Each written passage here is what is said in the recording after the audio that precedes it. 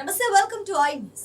ఆత్మకూరుకు చెందిన సాఫ్ట్వేర్ యువకుడు సుబ్బారా హరి బెంగళూరులో హ్యాకర్ బుక్ టెక్నాలజీ సాఫ్ట్వేర్ సంస్థను ప్రారంభించాడు. వీటితో పాటు తెలుగు రాష్ట్రాల్లో పలు ప్రాంతాలలో సైబర్ సెక్యూరిటీపై యువకులకు ప్రత్యేక శిక్షణ ఇస్తూ కేవలం 2 నుంచి 3 సంవత్సరాల కాల వ్యవధిలో 15,000కు పైగా సాఫ్ట్వేర్ ఉద్యోగ అవకాశాలు కల్పించాడు.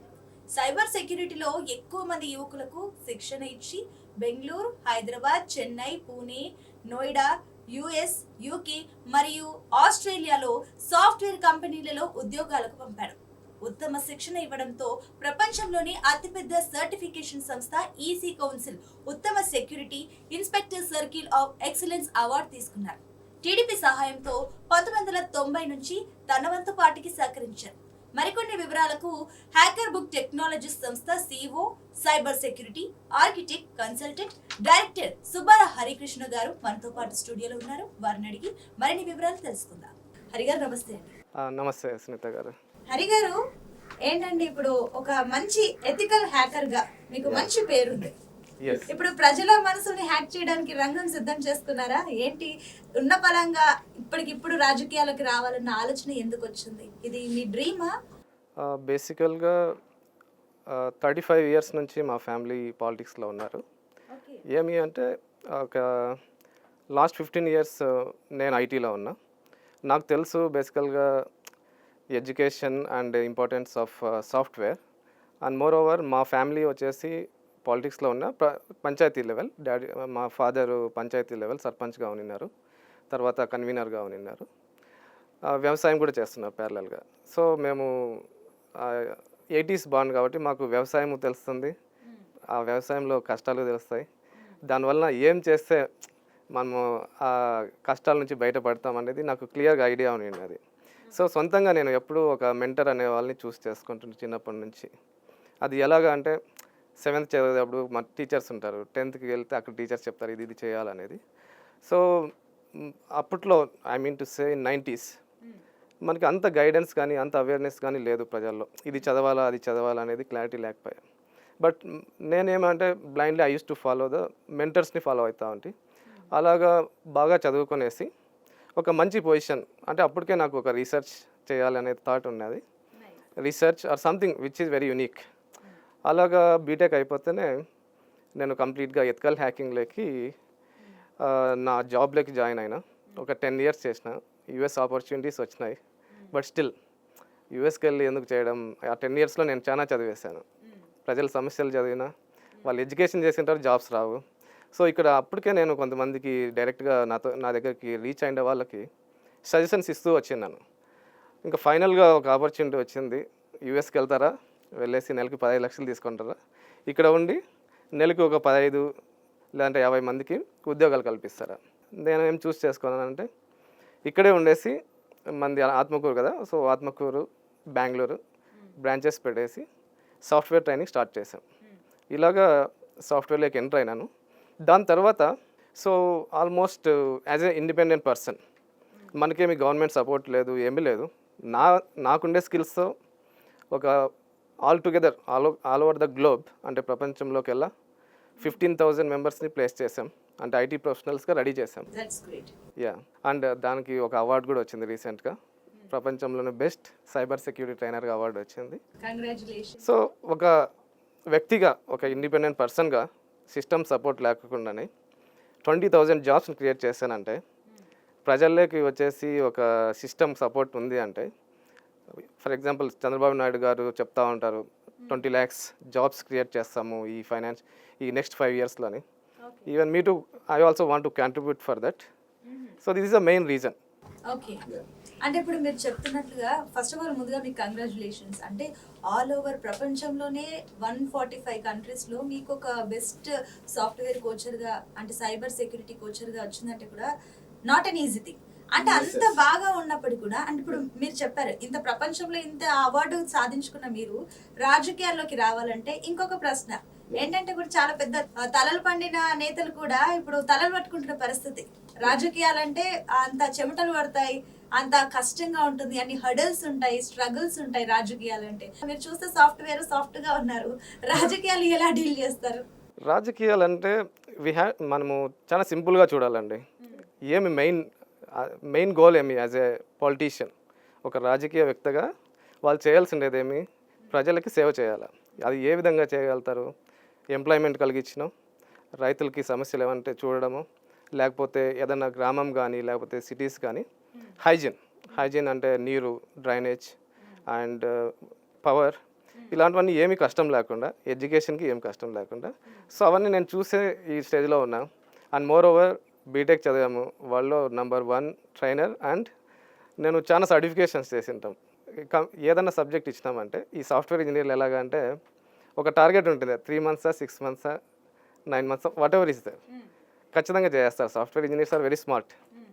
అలాగా నాకు ఈ పాలిటిక్స్లో కూడా నాకు ఒక అడుగు ఉంది కాబట్టి. సో ఏదైతే సాఫ్ట్వేర్స్ ఎలా ఆలోచిస్తారు, ఒక టార్గెట్ పెట్టుకొని ఎలా ఫిక్స్ చేసుకుంటారు, రాజకీయాల్లో కూడా మీరు ఒక టార్గెట్ ఫిక్స్ చేసుకొని వెళ్ళాలని ఫిక్స్ అయ్యారు. నైస్. ఇంకొకటి అండి, అంటే ఇంత మీ వే ఆఫ్ విజన్ చాలా బాగుంది. అయితే ఇంకొకటి డౌట్ ఏంటంటే, మీరు ఇప్పుడు ఏపీలో ఎలా పోటీ చేయాలనుకుంటున్నారు, ఎక్కడి నుంచి పోటీ చేయాలనుకుంటున్నారు, మీరు ఎక్కువగా ఏ పార్టీకి ప్రయారిటీ ఇస్తున్నారు? ఏపీలో వచ్చేసి మా ఊరు ఆత్మకూరు, అది వచ్చేసి రాప్తాడ్ కాన్స్టిట్యున్సీ కింద వస్తుంది, హిందూపూర్ పార్లమెంటు. నేను ఒక 1 year బ్యాక్ నారా లోకేష్ గారిని కలిశాను. పార్టీ అన్నారు కదా, టీడీపీ పార్టీ. మేము 30-40 years నుంచి టీడీపీ పార్టీలోనే ఉన్నాం. సెకండ్ థాట్ ఏం లేదు, ఎప్పుడైనా కానీ టీడీపీ. ఎందుకంటే చంద్రబాబు నాయుడు గారు సీఎంగా ఉన్నప్పుడు మా ఫాదర్ సర్పంచ్గా ఉన్నారు. అన్ఫార్చునేట్లీ మా father at the age of 52 expire అయిపోయినారు. I continued my journey as a engineer. Last 5 years నుంచి సేవ చేస్తున్నాం. సో యువగలంలో నారా లోకేష్ గారిని కలిశాను. సార్ ఇలాగా చాలా ఎంప్లాయ్మెంట్ క్రియేట్ చేశాను అనంతపూర్ డిస్టిక్లో, I want to contribute more. మనకు పార్టీ తరపున మన గవర్నమెంట్ తరపున ఫర్దర్ ఏమి ఎఫర్ట్స్ నా సైడ్ నుంచి కావాలన్నా ఐఎమ్ రెడీ టు డూ అనేది నేను ఆల్రెడీ కన్వర్సేషన్ జరిగిందనమాట. దాని తర్వాత రీసెంట్గా ఒక 4-5 months బ్యాక్ చుట్టూ చాలామంది నాకు, ఇప్పుడు ఫర్ ఎగ్జాంపుల్ నేను ఇన్ని జాబ్స్ క్రియేట్ చేశానంటే ప్రతి ఒక్క స్టూడెంట్ ఒక్కొక్క బ్యాక్గ్రౌండ్ నుంచి వస్తారు. కొంతమంది బ్యాంక్ జాబ్స్ ట్రై చేసింటారు, ఒక 4 years 5 years job వచ్చిండదు.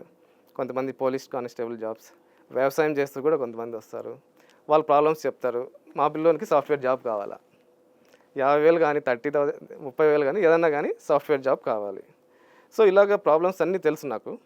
And more over coming to IT, మీరు సాఫ్ట్వేర్ అనే కాదు, ఎడ్యుకేషన్ అండ్ జాబ్ రిలేటెడ్ ఏ డొమైన్ అయినా, software, technical, non technical, BPO, outsourcing, localization అంటే వేరే వేరే దేశాల్లో వేరే వేరే లాంగ్వేజెస్ అంటే జర్మన్, స్పానిష్, ఇంకా చూసారంటే medical side, health care, medical coding, clinical trials, మీరు ఏ డొమైన్ అంటే ఇవ్వండి, ఆ డొమైన్కి ఏం చదివితే జాబ్ వస్తుందని క్లియర్గా చెప్పేస్తాం. అండ్ మోర్ ఓవర్ నా ఎఫిషియన్సీ ఎంత ఉందో ఆల్మోస్ట్ 95%. 100 members వచ్చారు అంటే వితిన్ 4 months 95%ని వాళ్ళ జాబ్లోకి పంపించేస్తాం.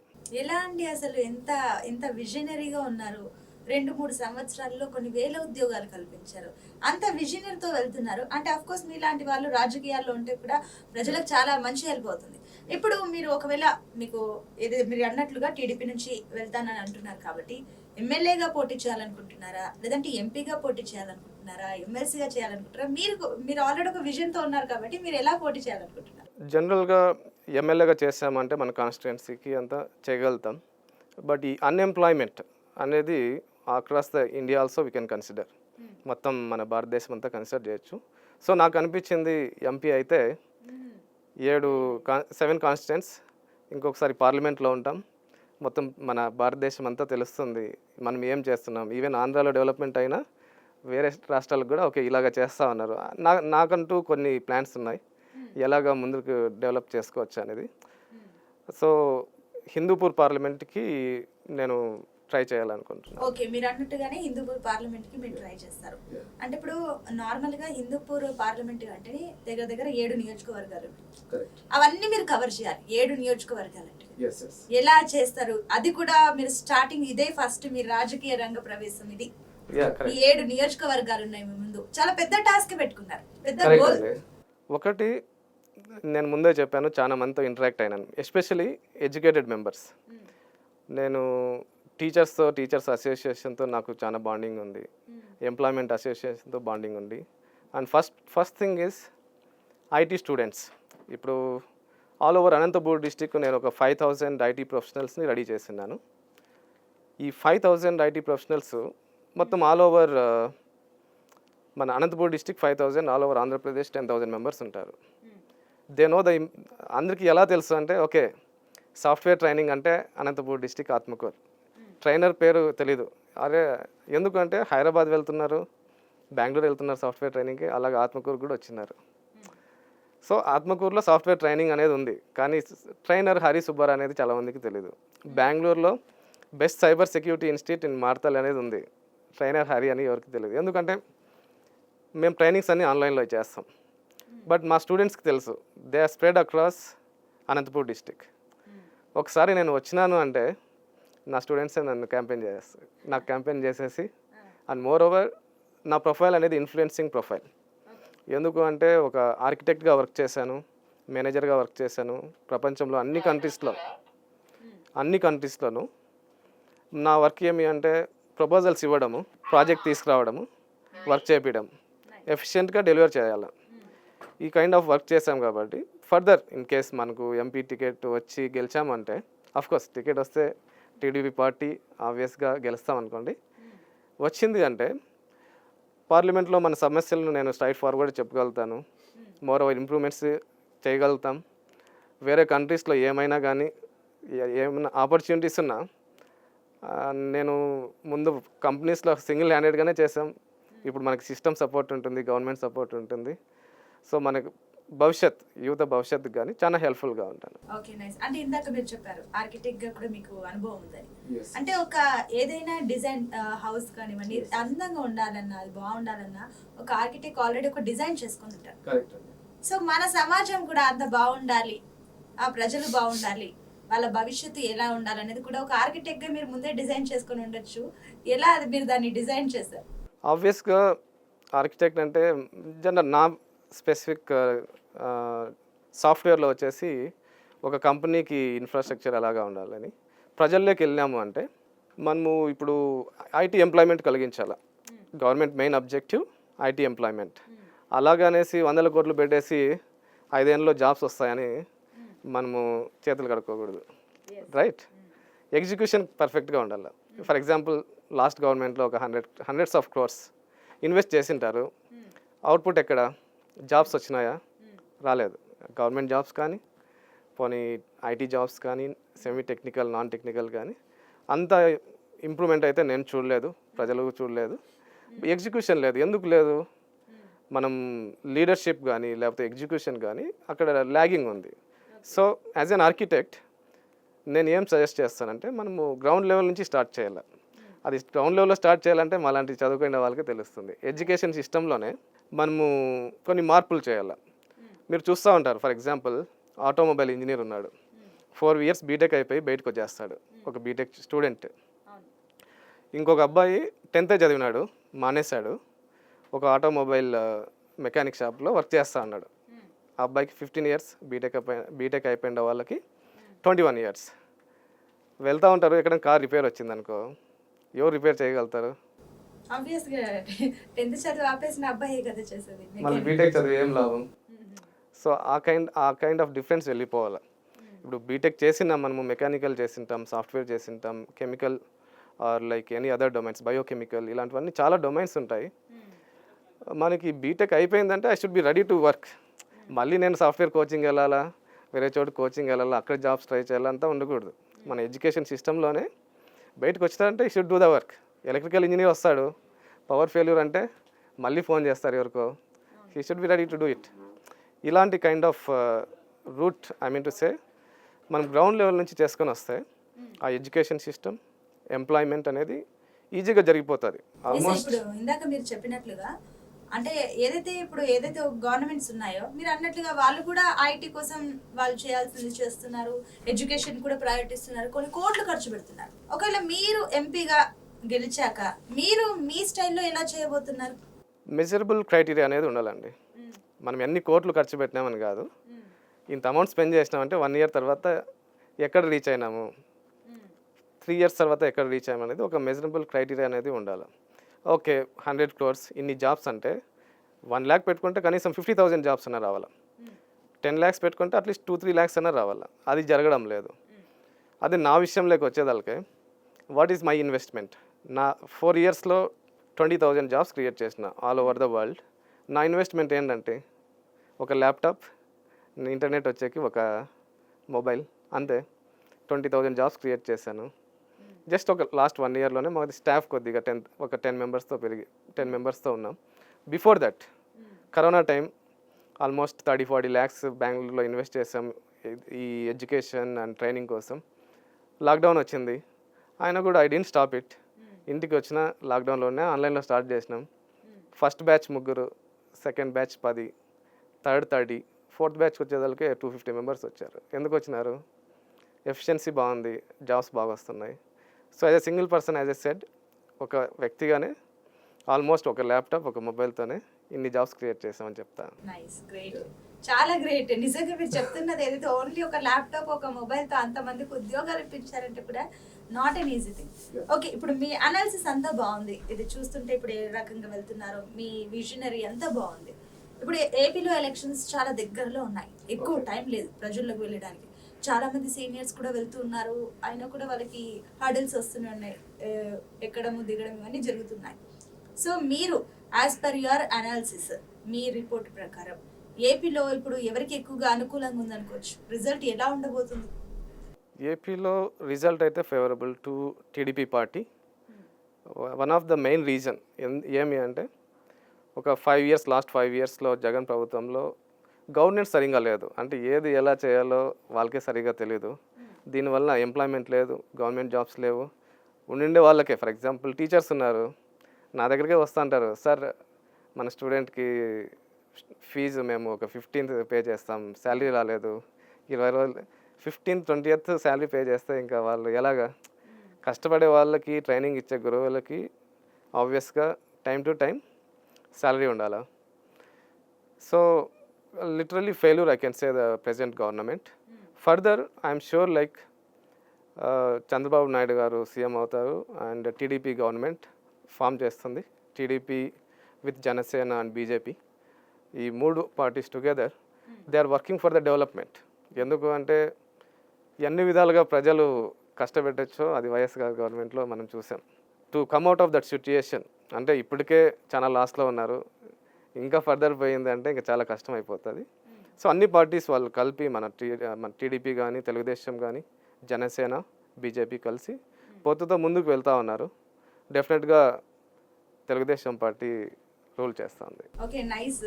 నాకు ఇంకొక చిన్న సందేహం, మీరు టీడీపీ సైడే ఉండాలని అనుకుంటున్నారు, కానీ ఇప్పుడు టీడీపీ, జనసేన అండ్ బీజేపీ కలిసి వెళ్ళాలని నిర్ణయించుకుంటున్నారు.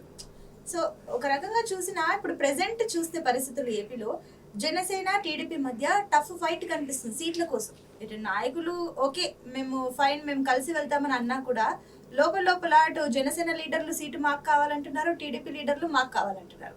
ఈవెన్ పవన్ కళ్యాణ్ కూడా రంగంలోకి దిగి కొందరు టీడీపీ నాయకుల్ని కూడా బుజ్జగించే ప్రయత్నాలు చేస్తున్నారు.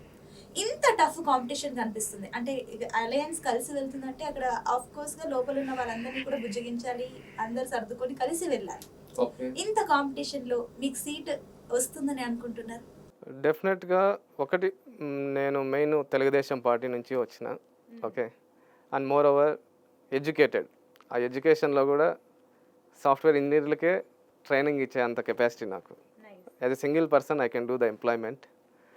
అండ్ ఎన్నో ఏళ్ళ నుంచి టీడీపీ పార్టీలో ఉన్నాము. ఇంకా అది కాక మాది రాప్తాడు కాన్స్టిట్యున్సీ, పైటాల ఫ్యామిలీ, పైటాల సునీతమ్మ గారు ఉన్నారు. నా గురించి వాళ్ళకి చాలా బాగా తెలుసు. అంటే వాళ్ళైనా కూడా నేను ఎప్పటి నుంచో చూస్తున్నా పైటాల ఫ్యామిలీ అంటే దే ఆర్ వెరీ రీచబుల్. అది ఒక సాఫ్ట్వేర్ ఇంజనీర్ పోని, ఒక కంపెనీ CEO పోని, ఒక కూలీ పోని, they receiving is too good. That's what I liked. అంటే అంత ఆదరణగా చూసుకుంటారు. ఇన్ఫ్యాక్ట్ ఎన్నోసార్లు కలిసినప్పుడల్లా వాళ్ళే చెప్తూ ఉంటారు, ప్రజల్లోకి వచ్చేసి మీరు రాజకీయాల్లోకి వచ్చి హెల్ప్ చేయొచ్చు కదా, ఆల్రెడీ జాబ్స్ క్రియేట్ చేస్తున్నారంటే టైం వచ్చినప్పుడు వస్తాను మేడం, ఖచ్చితంగా అయితే వస్తామని చెప్తాము. నిన్న ఆల్రెడీ మీకు ఆహ్వానం అందింది. ఆబ్వియస్గా అంటే 10 years నుంచి ఉంది. నా ఉద్దేశం ఏంటంటే వచ్చి అది చేస్తా ఇది చేస్తాననే కన్నా ఆల్రెడీ చేసేసి వచ్చినామంటే ప్రజలకు నమ్మకం ఉంటుంది కదా. ఇప్పుడు నేను జాబ్స్ క్రియేట్ చేసిన, దట్ ఈస్ ఎ ప్రోటోటైప్. అంటే ఆల్రెడీ చేసి చూపించిన. నెక్స్ట్ 20 lakhs జాబ్ మా చంద్రబాబు నాయుడు గారు క్రియేట్ చేస్తూ ఉన్నాడు. టికెట్ వచ్చిందని ఆశిస్తూ ఉన్నాను. ఒకవేళ రాకపోతే అది సెకండ్ ఫేజ్. డెఫినెట్గా కాంట్రిబ్యూట్ చేస్తాం గవర్నమెంట్కి. ఇప్పుడు లాస్ట్ 4 years టికెట్ వస్తుందని జాబులు ఇప్పిలే, సేవ చేయాలనుకున్నా చేసేసాం. నైస్. ఇప్పుడు ఇంకొకటి అండి హరి గారు, అంటే మీరు అన్నట్లుగా హిందూపూర్ కాన్స్టిట్యున్సీలో ఇప్పుడు ఏదైతే 7 నియోజకవర్గాలు ఉన్నాయో అందులో అంతా కూడా ఒకసారి క్యాలిక్యులేట్ చేసి చూస్తే కురుబ బోయ వాళ్ళు దగ్గర 7 లక్షల పైచులుగా వాళ్ళు ఉన్నారు. సో మీకు ఇప్పుడు ఏదైతే కురుబా కాకుండా బోయ వాళ్ళు మీకు ఎలా సపోర్ట్ చేయబోతున్నారు, వాళ్ళని మీ సైడ్ ఎలా మలుచుకోబోతున్నారు? జనరల్గా నా కైండ్ ఆఫ్ ఇంటెన్షన్స్ ఏమి అంటే డెవలప్మెంట్ అనేది ఉండాలి. నేను ట్రైనింగ్ ఇచ్చేటప్పుడు ఒక కురుబా అనో ఒక వైఎస్ఆర్సీపీ పార్టీ అనో జనసేన పార్టీ అనో ట్రైనింగ్ ఇవ్వలేదు, వాళ్ళకి జాబ్స్ ఇవ్వలేదు. చాలామందికి నేను ఏ క్యాస్ట్ అనేది కూడా చాలామందికి తెలియదు. వచ్చినారా ప్రాబ్లం ఏమి, ఓకే ఆ ప్రాబ్లమ్ రిజాల్వ్ చేయాలా. సో డెవలప్మెంట్కి ముందుకు వెళ్తున్నామంటే అది ఒక కురుబా కావచ్చు, బోయ కావచ్చు, బలహీన వర్గాలు కావచ్చు, ఈవెన్ వైఎస్ పార్టీ నాయకులు కూడా కావచ్చు, డెఫినెట్గా నాకు సపోర్ట్ చేస్తారు. చాలా బాగుంది. సో ఇప్పుడు ఒకవేళ మీరు ఎంపీ అయితే, ఎంపీ సీట్ మీకు వస్తే మీ గెలుపుకు కావాల్సిన స్ట్రాటజీస్ ఏంటి? స్ట్రాటజీస్ అంటే ఒకటి, నేను చేసిన డెవలప్మెంట్ ముందుకు పెట్టేస్తాను. అండ్ నాకు ఆల్ టుగెదర్ ముందే చెప్పాను, ఒక 5,000 ఐటీ ప్రొఫెషనల్స్ ఉన్నారు. వాళ్ళందరికీ నా మోటివ్ చెప్తాను, ఏమి ఎందుకు, వాట్ ఈస్ ద రీజన్ నేను పాలిటిక్స్లోకి వస్తున్నాను తెలుసు. అండ్ మోర్ ఓవర్ నాకు చాలా ర్యాపో ఉంది ఈ ఎన్జిఓస్, అవి టీచర్స్ అసోసియేషన్ కానీ బీసీ వెల్ఫేర్ అసోసియేషన్స్ కానీ. నేను ఇట్లా జాబ్స్ ఇచ్చే క్రమంలోనే చాలామంది నాకు రీచ్ అయినారు. నాకు టైం ఉన్నప్పుడల్లా అలాంటి అసోసియేషన్స్కి వెళ్ళేసి నా సైడ్ నుంచి కొద్దిగా మోటివేట్ చేస్తాను నిన్న. అండ్ ఎవ్రీ ఇయర్ అనంతపూర్ డిస్టిక్లో ఎప్పుడు క్రికెట్ టోర్నమెంట్స్ జరిగినా I to contribute my self. అది టీషర్ట్స్ కావచ్చు, లేకపోతే షీల్డ్ కావచ్చు, లేదంటే యాజ్ ఎ ప్లేయర్. మనము యూత్ కాబట్టి obviously I do involve in lot of sports. నేను వాళ్ళతో పాటు కలిసి ఉంటా. అక్కడ ప్రాబ్లమ్స్, మంచి ఫుట్బాల్ ప్లేయర్స్ ఉంటారు, క్రికెట్ ప్లేయర్స్ ఉంటారు, సపోర్ట్ లేదు, అక్కడే ఆగిపోతారు. సో ఏ రంగంలో అయినా చాలా క్లారిటీ ఉంది. నేను ఒక్కసారి రండి నాతో పాటు కలిసి రండి అంటే ఈ 15 లక్షల ఓట్లు హిందూపూర్ పార్లమెంట్లో 70% వచ్చేస్తారు. Very nice. మంచి కాన్ఫిడెన్స్ ఉంది మీలో. అండ్ ఇంకొకటి అండి, అంటే ఇప్పుడు మీరు చెప్పినట్లుగా మీ ఆశయం పెద్దది, చాలా పెద్దది. But at the same time మీరు చాలా కంఫర్టబుల్ జోన్లో ఉన్నారు. ఇప్పుడు కొందరు జాబులు రావాలంటే ఇట్లా తలలు పట్టుకుంటున్నారు, జాబ్ కావాలని కష్టపడుతున్నారు, పేరెంట్స్ కష్టపడుతున్నారు. అట్లాంటిది మీరు చాలా మంచి కంఫర్టబుల్ రోల్లో ఉన్నారు, జాబ్స్ ఇప్పిస్తున్నారు, అంతా బాగానే ఉంది. కానీ ఇప్పుడు మీరు రాజకీయాల్లోకి రావాలనుకునేది పెద్ద ఆశయం. అంటే మీరు అనుకున్న దానికి ఇది మీకు యూజ్ అవుతుంది అనేది, రాజకీయం రంగ ప్రవేశం చేయాలనేది మంచి ఆలోచన. అయితే ఈ ఆలోచన మీరు రాజకీయాల్లోకి రావాలన్నది మిమ్మల్ని మోటివేట్ చేసిన లీడర్ ఎవరు? మీరు ఎవరిని ఇన్స్పిరేషన్గా తీసుకున్నారు? One of the inspiration is our Chandrababu Naidu గారు. ఎందుకంటే ఒక రీజన్ చెప్తానండి. 2002 నేను ఎప్పుడైతే బీటెక్లో జాయిన్ అయినానో చంద్రబాబు నాయుడు గారు సీఎం. అప్పుడు ఒక కైండ్ ఆఫ్